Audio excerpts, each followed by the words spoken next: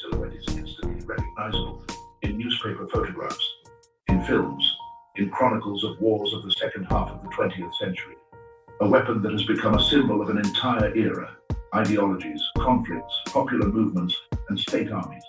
This is the AK-47, the Kalashnikov assault rifle of 1947, a machine that changed the very concept of what a reliable and widely used automatic infantry weapon should be.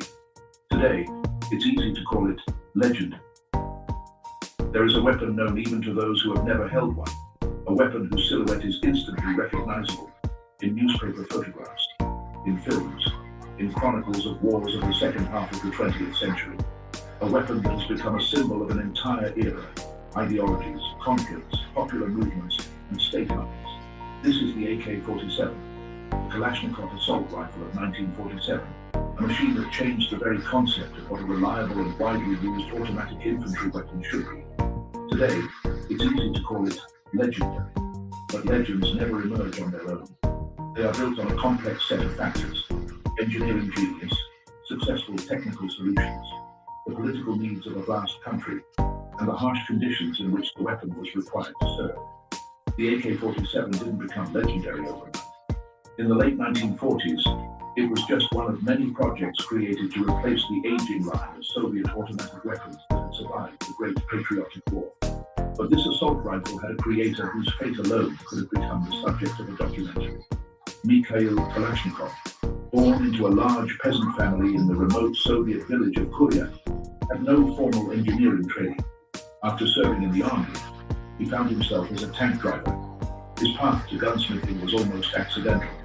A wound at the front in 1941 led to several months in the hospital, where, according to legend, he began drawing the first designs for the future small arms. Kalashnikov didn't have a university degree, but he had something that is sometimes much more important: a natural engineering mindset, practical experience with mechanisms, observation, and persistence. These very qualities made him stand out among the many young designers in the Soviet Union, and the war dictated that the army needed a new model. The 7.62 Kursk 39mm intermediate cartridge had already been developed, and an automatic weapon capable of combining the firepower of a machine gun, the mobility of a submachine gun, and the accuracy of a self-loading rifle needed to be created. Work on the new assault rifle was conducted in a competitive environment. In the mid-1940s, the USSR began extensive testing of promising designs. Projects were submitted by Boltin, Dementiev, and Rukavishnikov, dozens of names and hundreds of drawings. And among all this diversity, there was a design that initially appeared rather crude, but had enormous potential. This was the early Kalashnikov assault rifle. At first, nothing indicated that he would be the winner. The first prototypes suffered from reliability issues and required significant rework. However, the design logic behind the mechanism proved remarkably robust. Kalashnikov personally oversaw every stage of his assault rifle's development, debating with engineers, and seeking a balance between simplicity and durability. His approach was utterly practical. A soldier must understand every detail, he liked to say. And this determined the future of the AK-47. Why did this assault rifle become iconic? The answer begins right here in its origins. This weapon was created not as a one-off masterpiece, but as a mass-produced instrument of war. It had to operate in mud, sand, frost, and heat. It had to tolerate soldier errors, survive falls, impacts, and lack of maintenance. It wasn't a precision weapon, it was an army's survival tool, and it was precisely this quality that made the AK-47 a legend. In the late 1940s, the Kalashnikov assault rifle underwent final comparative trials. The Commission noted its simpler design than its competitors. Its mechanism was more reliable, its components withstood a greater number of cycles, and its accuracy and fire pattern were at an acceptable level for an infantry weapon for a mass-produced army. The decisive factor was the rifle's incredible resistance to contamination and temperature fluctuations. In the Soviet Union, this was a critically important characteristic. Thus, the AK-47 emerged victorious, and Mikhail Kalashnikov was given the opportunity to bring it into mass production at the Ijevsk machine building plant. Another part of the legend was born there, the cult of manufacturing simplicity. The AK was designed to be produced in large batches, with minimal labor costs, and a fairly wide manufacturing variability. Many competitors' components were more elegant and precise, but it was the AK's crudely machined receiver that ensured its durability. Meanwhile, the world was already preparing for new confrontations. The Cold War had begun, and the USSR sought to arm its allied states with reliable and affordable weapons.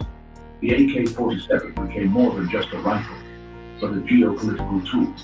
It was distributed, transferred, produced under license, and sometimes without.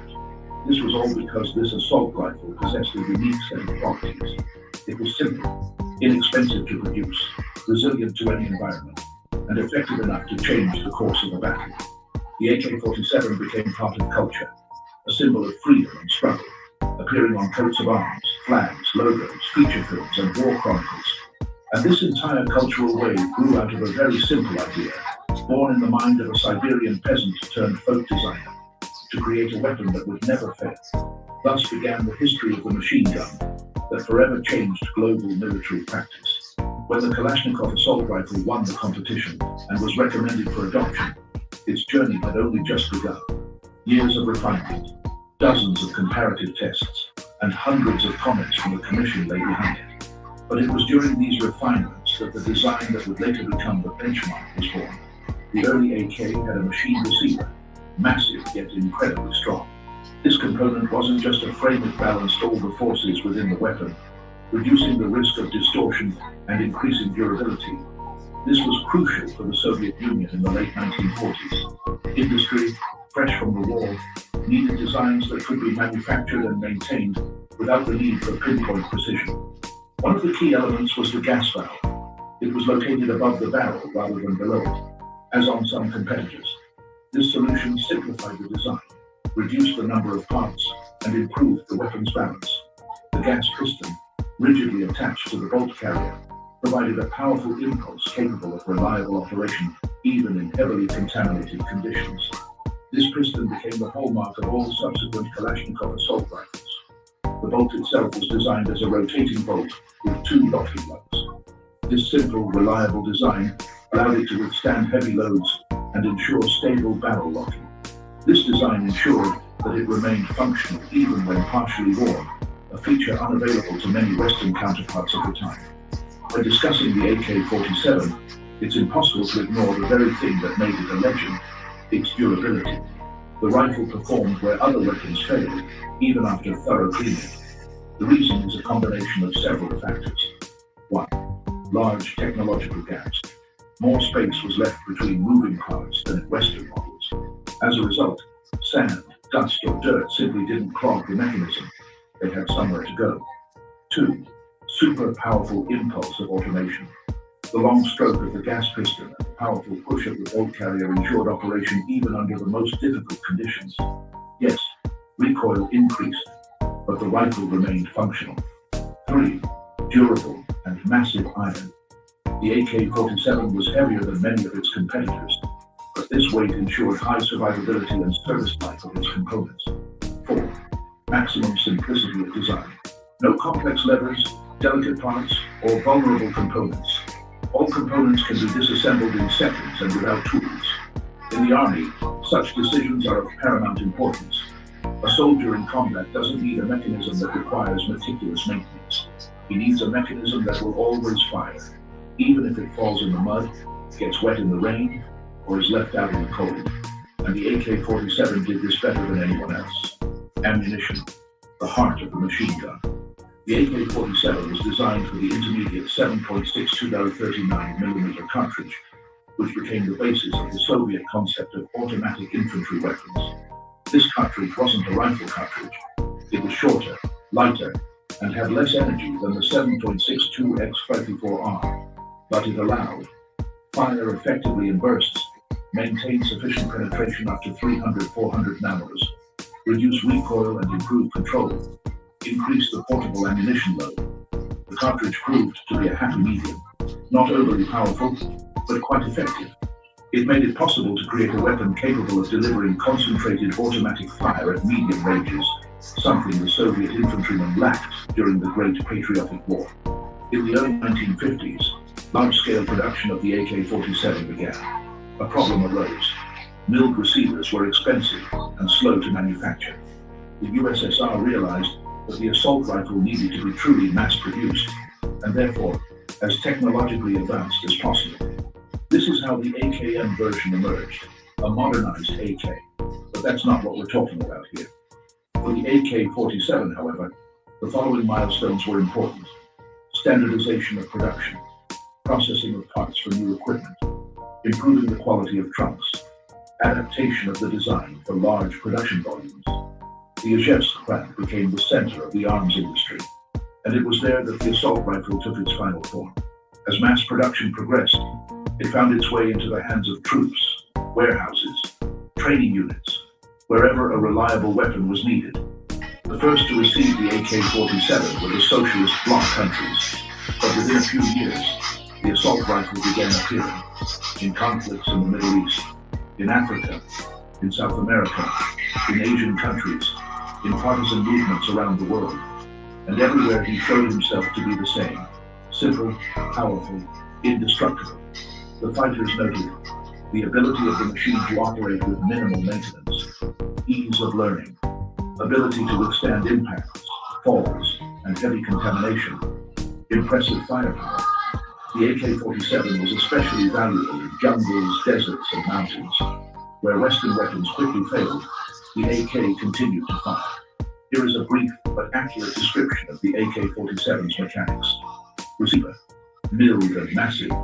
It provides high rigidity and stability of the system. Gas outlet unit: situated above the barrel. It operates on a long piston stroke and provides high resistance to contamination. Bolt carrier with gas piston: a single unit, simplicity and power of automation. Gate: rotating with two lugs, reliable locking. Trigger mechanism: hammer action, provides single and automatic fire. Safety switch fire selector. The large flag on the right is another symbol of the machine. It's reliable and simple, but noisy and not very user-friendly. One of the few drawbacks of the design. Sights: open, adjustable up to 800 mellows, although the actual effective range is noticeably less. 30-round magazine: curved, steel, durable, easily withstands rough handling. All these elements create that recognizable image that made the AK-47 legendary. Why did the AK become iconic? The machine's success is usually explained by one word: reliability. But in reality, that's only part of the picture. Here are the real reasons. It's cheap. Production was simple and technologically advanced. It's simple. Even an illiterate soldier could learn to shoot in 20-30 minutes. It works everywhere. Rain, sand, mud, snow. The automation continues to operate. It's easy to repair. Any workshop can replace the parts. It's effective. The 7.62239 cartridge provided excellent penetration at close and medium ranges. It's scalable. The USSR actively distributed it to its allies, creating a global production network. The AK-47 became more than just a weapon. It became a symbol of reliability and strength. The AK-47 is more than just a small arm. Over the decades of its history, it has become a cultural, political, and even ideological symbol, recognized in every corner of the planet. Its outline is so distinctive that even someone unfamiliar with firearms can instantly recognize the silhouette of a Kalashnikov assault rifle. But beyond this visual recognition lies a much deeper layer, encompassing technical excellence, unique reliability, and a remarkable combination of simplicity and effectiveness that has defined the weapon's destiny for generations to come. Since its adoption by the Soviet Army in 1949, the AK's popularity has only gained momentum. It rapidly spread beyond the USSR, spreading to Warsaw Pact countries, then to Third World states, then to revolutionary movements, regimes, and partisan groups on every continent. Where other weapons required skilled maintenance and consistent ammunition, the AK-47 continued to operate in deserts, jungles, mountains, and urban ruins. And this is no myth. Numerous documented accounts confirm that the rifle remained functional even after exposure to sand, mud, water, extreme cold, and overheating. This characteristic made it a phenomenon. For armies where soldier training might be minimal, the AK-47 became the optimal choice, a rifle that could be trusted even in less than ideal operating conditions. For developed countries, it became a benchmark for reliability, emulated by engineers worldwide.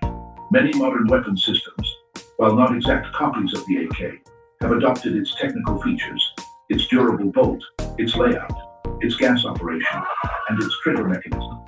But the AK-47's cult status extends beyond its engineering and combat practice. It has become a part of global popular culture. It appears on screen more often than any other small arms. It can be seen in films about the Cold War, special operations, action films, and adventures, from Western blockbusters to Soviet and Russian cinema. The AK has become a universal symbol. When a screenwriter wants to depict a conflict zone, insurgents, military action, or a dangerous region, the image of a Kalashnikov rifle speaks louder than any words. The AK-47 played a key role in numerous conflicts of the 20th and 21st centuries, from Vietnam to Afghanistan, from Latin America to Africa, from the Middle East to the Balkans. The assault rifle became an integral part of combat.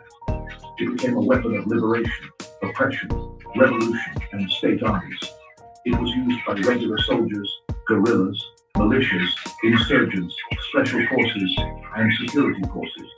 So widespread was the AK-47's influence that experts estimate that over 70 million AK-47s of all variants exist worldwide. In some countries, the Kalashnikov assault rifle has become a national symbol. For example, in Mozambique, it appears on the national flag, the only such example of the world.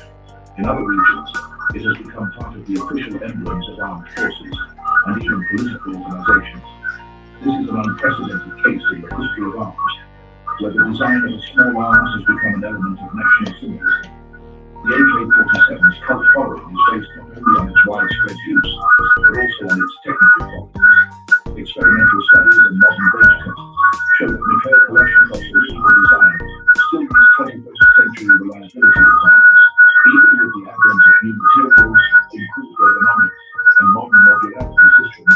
The rifle's basic operating principles are still used in the production of new models. This structural stability is the result of brilliant engineering. Mikhail Kalashnikov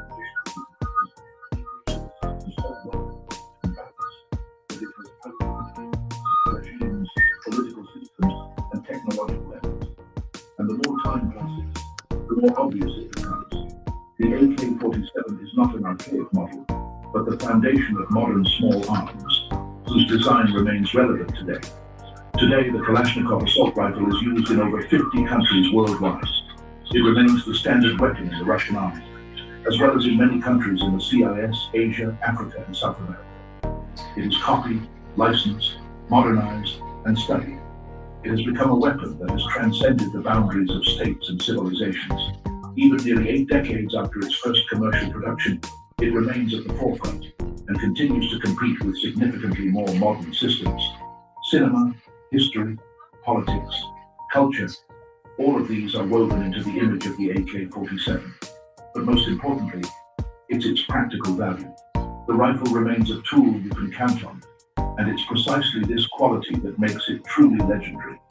Legend isn't forged by advertising, myth, or propaganda. It's forged by time, and time has proven the AK-47 is a weapon that changed the world, and its influence will be felt for a long time to come. Prague, August 21st, 1968. A Czechoslovak infantry company takes defensive positions along Wenceslas Square. The soldiers carry rifles that look exactly like the Soviet AK-47.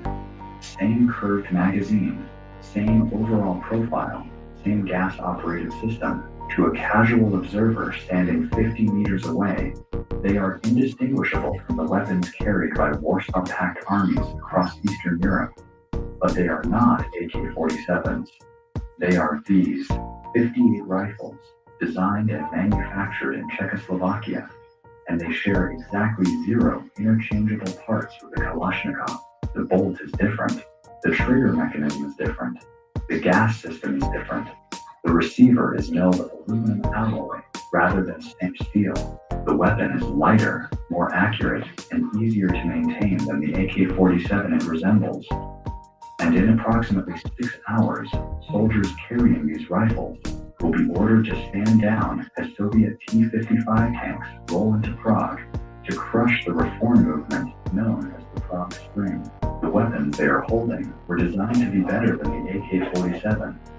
Soviet political pressure ensured that almost no one outside Czechoslovakia would ever know it. To understand why the Vaz 58 existed, you need to understand the position Czechoslovakia occupied in the Warsaw Pact in the early 1950s. The Soviet Union had just adopted the AK-47 as its standard infantry rifle in 1949. Under the principle of Warsaw Pact standardization, every member nation was expected to adopt Soviet small arms to ensure ammunition and parts compatibility across the alliance. The Poles adopted it, the Bulgarians adopted it, the East Germans adopted it. Czechoslovakia refused. The refusal was not ideological, it was industrial. Czechoslovakia had been manufacturing firearms since the 19th century. The Zbrojovka Brno factory in Brno was one of the most advanced small arms plants in Europe. Czech engineers had designed the ZB-26 light machine gun, which the British adopted as the Bren gun. They had designed the ZK-383 submachine gun. They had licensed the Mauser rifle and built it to tolerances higher than the Germans achieved. Czechoslovakia had an arms industry that rivaled any nation in Europe. The Soviet Union was telling them to abandon that expertise and manufacture a rifle designed in Izhevsk. The Czechoslovak Ministry of Defense compromised. They would adopt the Soviet 7.62 by 39mm cartridge to maintain ammunition compatibility with Warsaw Pact forces, but they would design their own rifle to fire it. The project was assigned to Jiri Chermak and a design team at Česká Zbrojovka in Uherský Brod. The specifications were clear. The weapon had to fire the 7.62 by 39mm cartridge. It had to be durable enough for conscript soldiers. It had to be simple enough for mass production, and it had to be demonstrably superior to the AK-47 in at least one measurable category, or there would be no justification for the expense of independent development. Chermak had spent the previous decade working on the Vaz 52 rifle, Czechoslovakia's first domestically designed semi-automatic rifle. He understood that Soviet pressure for standardization was not technical, it was political. The AK-47 was not mechanically sophisticated. It was a simple, robust weapon designed for mass production by workers with minimal training. Chermak believed Czechoslovakia could build something better using the same cartridge. His team began by studying captured AK-47 rifles. They disassembled them completely, measured every component, tested them to failure. They identified weaknesses. The stamped receiver flexed under sustained fire. The long-stroke gas piston added reciprocating mass that affected accuracy. The safety lever was awkward. The trigger pull was heavy and inconsistent. These were not flaws that would cause the weapon to fail. They were compromises made for the sake of production speed and cost. Chermak decided Czechoslovakia would not make those compromises. The design team worked in isolation at Uherský Brod from 1954 to 1956. Prototypes were tested at the Brno Proving Grounds under conditions designed to exceed anything a soldier would encounter: sub-zero temperatures, desert heat, immersion in mud, extended firing cycles until barrels glowed red. The Vaz-58 passed every trial. More importantly, it outperformed the AK-47 in comparative testing. The results were documented but never publicized. The answer was the Vaz-58. The external appearance was deliberately similar to the Kalashnikov: the curved magazine, the wooden furniture, the overall length and profile. From a distance, it could pass for an AK-47. Soviet inspectors visiting Czechoslovak armories could check a box confirming standardization without examining the internals. But internally, it was a completely different weapon. The AK-47 used a long-stroke gas piston system where the piston traveled the full length of the bolt carrier.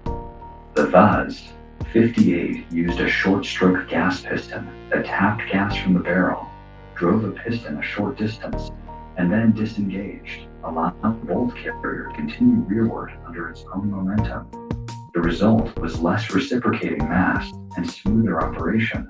The AK-47 bolt locked into the receiver by rotating lugs. The V's 58 bolt tilted to lock, similar to the mechanism later used in the French FAMAS and the American FN FAL. The tilting bolt reduced parts count and simplified manufacturing. The AK-47 receiver was stamped steel, pressed into shape and welded. The Vez 58 receiver was milled from aluminum alloy, lighter and more rigid. The weight difference was significant. An AK-47 weighed 3.47 kilograms empty. A Vez 58 weighed 3.1 kilograms. In the hands of the soldier carrying ammunition, grenades, and equipment for a 3-day patrol, 370 grams mattered. The trigger mechanism was entirely different. The AK-47 used a hammer-fired system with the hammer mounted on a separate axis pin. The Vez 58 hammer was integrated into the trigger assembly, reducing the number of moving parts and making disassembly faster. The Vez 58 could be completely field stripped without tools in under 20 seconds. The safety selector on the AK-47 was a large lever on the right side of the receiver that required the firer to break their grip to operate. The Vez 58 safety was a smaller cross-bolt button above the trigger guard that could be operated with the thumb without adjusting grip. Ergonomics mattered in combat. The Vez 58 was also offered with a side-folding metal stock, making it more compact for armored vehicle crews and paratroopers. The AK-47's underfolding stock did not appear until later variants. Accuracy was measurably better. The milled aluminum receiver did not flex under heat and vibration the way stamped steel did. The shorter gas piston reduced harmonics in the barrel. At 300 meters, the Vez 58 proved approximately 20% tighter than a standard AKM, or an infantry rifle designed for conscript soldiers.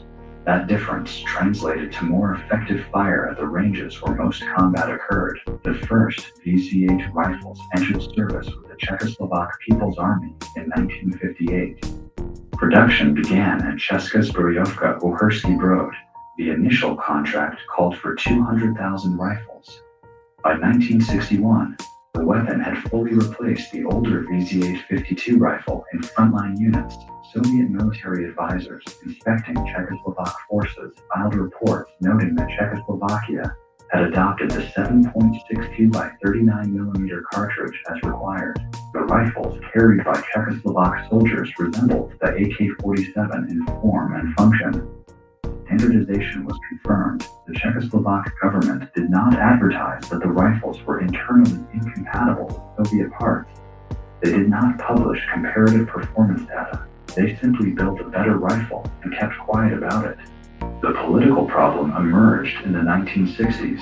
Other Warsaw Pact nations began requesting licenses to manufacture the Z-58. Poland was interested. Yugoslavia, though outside the formal Warsaw Pact structure, inquired about production rights. East Germany expressed interest in replacing its locally produced AK variants. The Soviet Union intervened. Warsaw Pact doctrine required interoperability. A Polish soldier should be able to pick up a Czechoslovak rifle, disassemble it, and repair it using Soviet parts if necessary. The Vez 58 violated that principle. Every internal component was unique. A broken firing pin could not be replaced with an AK-47 part.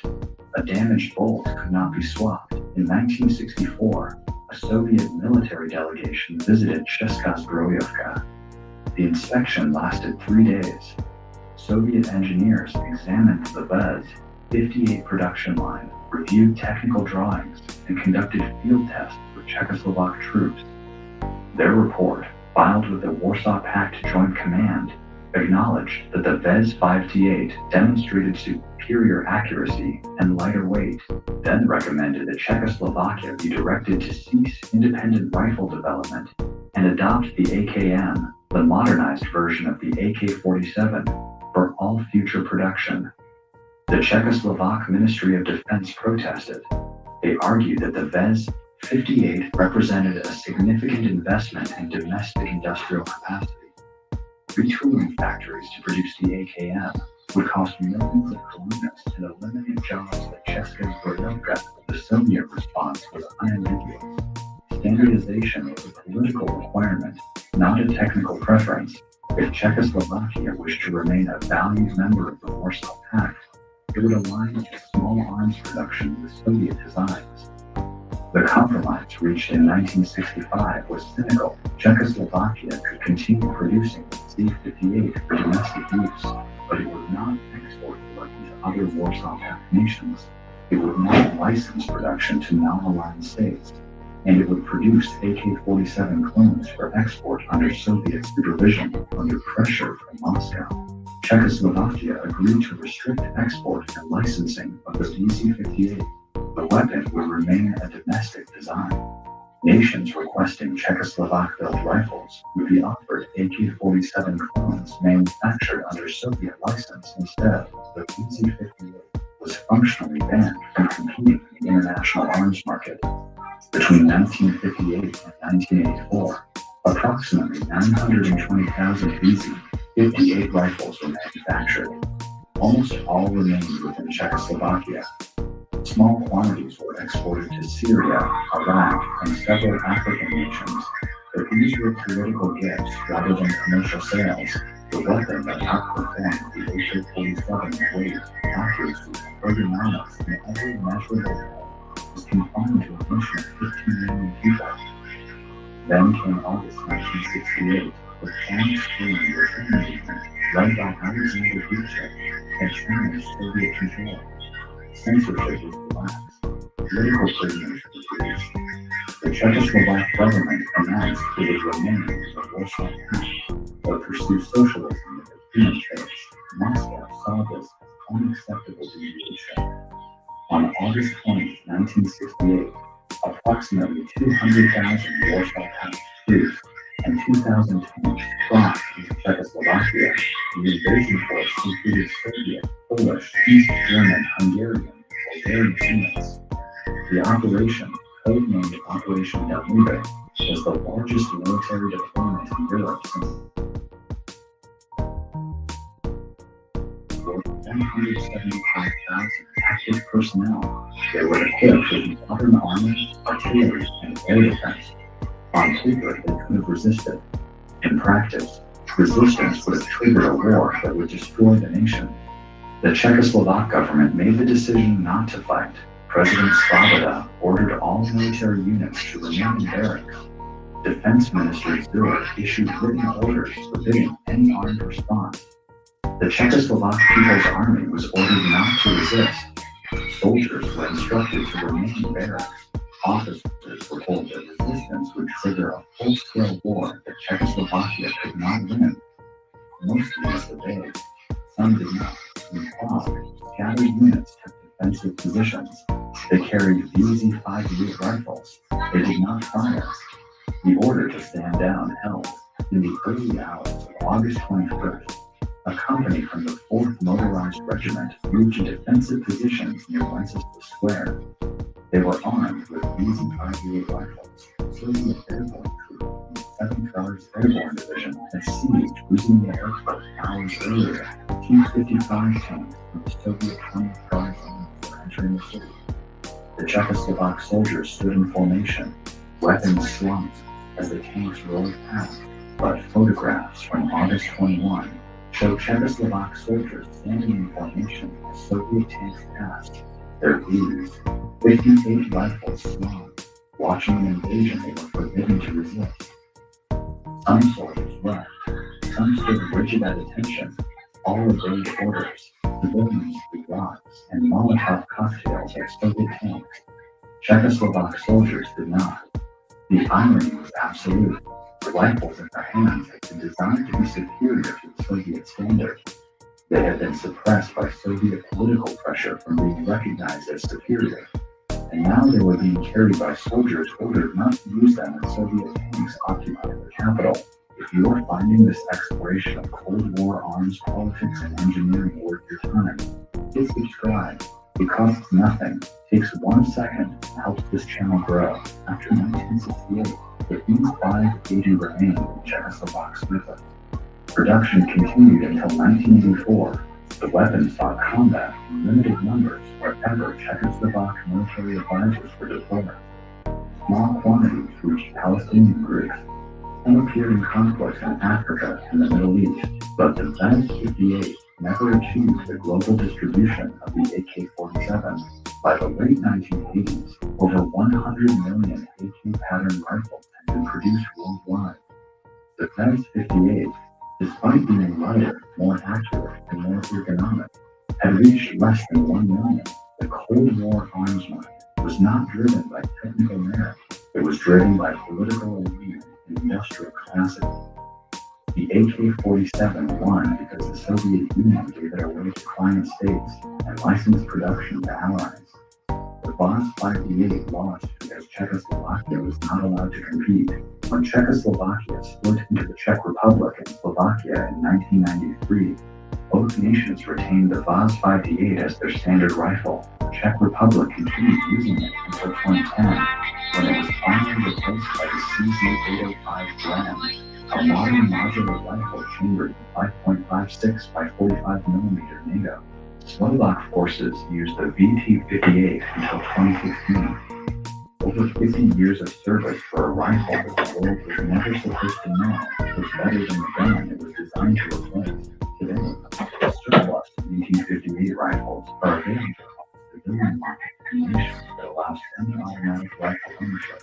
Collectors and competitive shooters recognize the Cold War politics and spirit.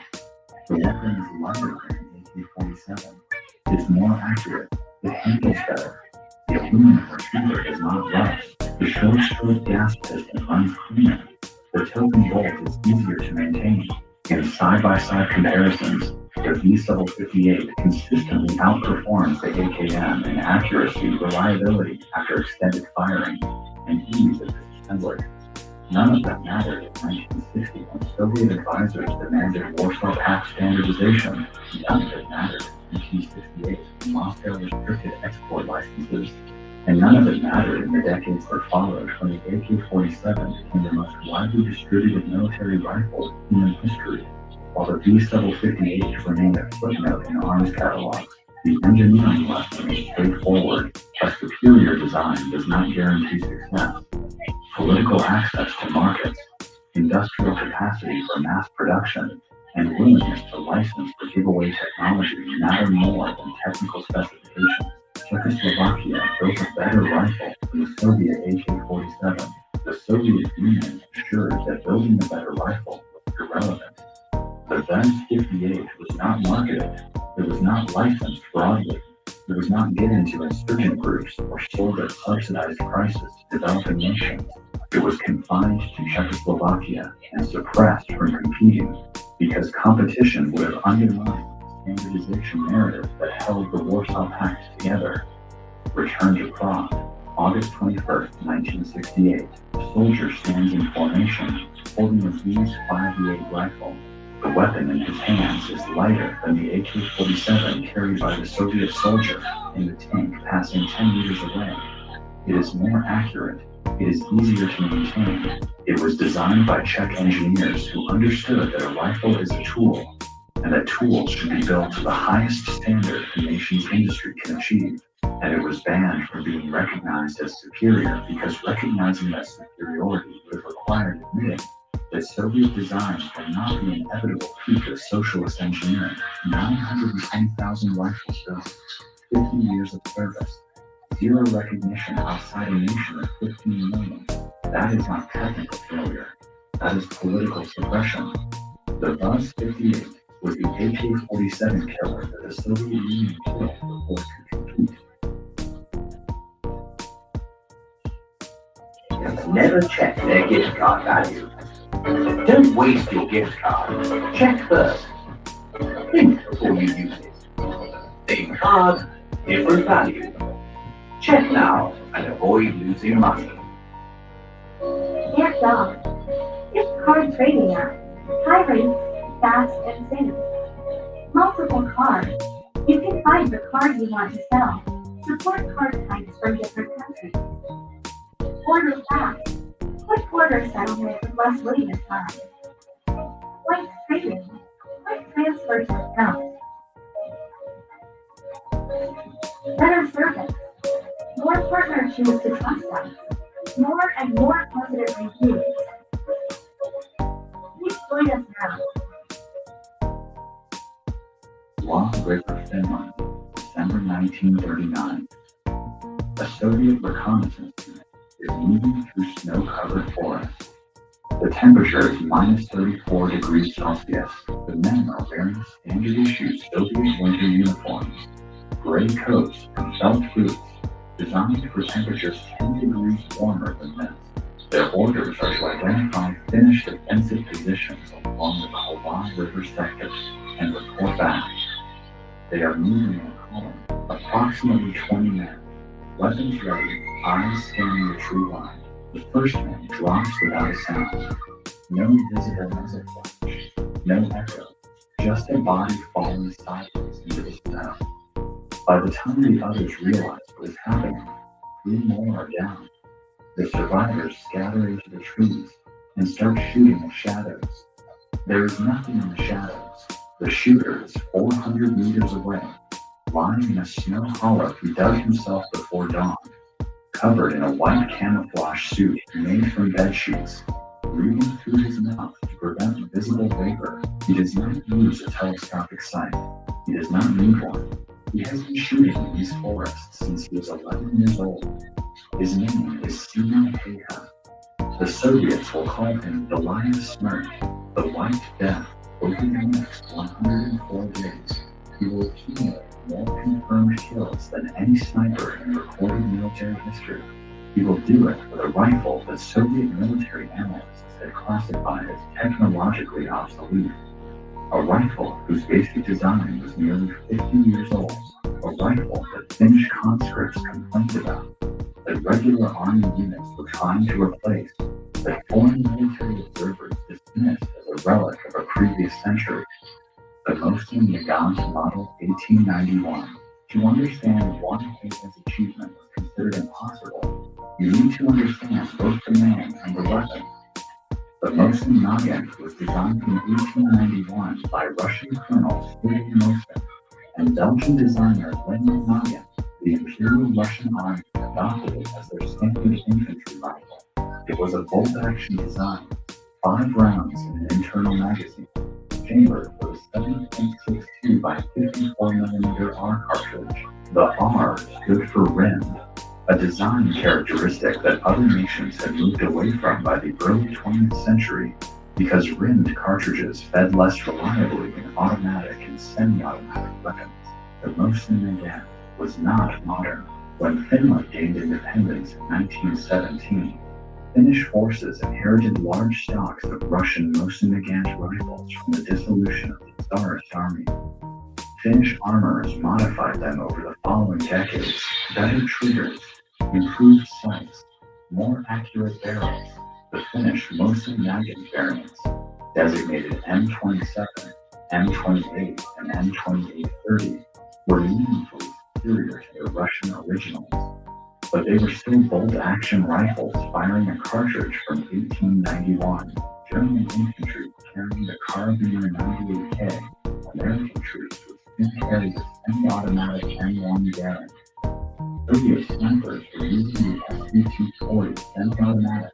The Mosin Nagant is not the weapon a rational military planner would choose for a precision killing device in 1939. Simo Heiha was born on December 17, 1905, in Rautjärvi, a small municipality in southeastern Finland near the Soviet border. He grew up farming. He understood cold. He understood forests.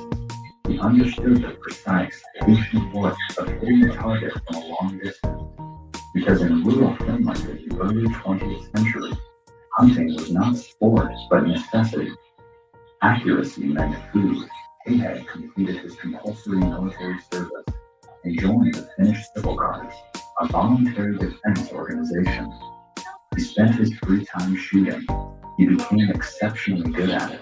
He won local marksmanship competitions, then regional competitions. By the late 1930s, he was one of the finest rifle shots in Finland. He stood approximately 5 feet 3 inches tall, weighed around 57 kilograms, and had the kind of face that was impossible to remember when the Soviet Union